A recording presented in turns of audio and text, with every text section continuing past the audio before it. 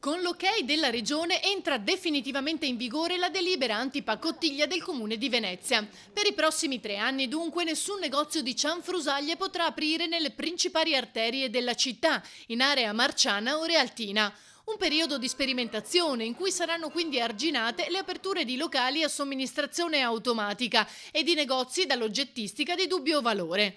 La definizione del progetto portato avanti dall'assessore comunale al commercio Costalonga è arrivata dopo un anno di lavoro che si è concretizzato con quanto approvato dal Consiglio regionale. L'iniziativa aveva riscosso il plauso del Consiglio comunale, che all'unanimità aveva votato l'approvazione lo scorso 26 aprile. Da quel momento è bastata una settimana per ottenere anche l'ok regionale. Il braccio di ferro tra comune e Paccottiglia continua anche grazie alla divulgazione.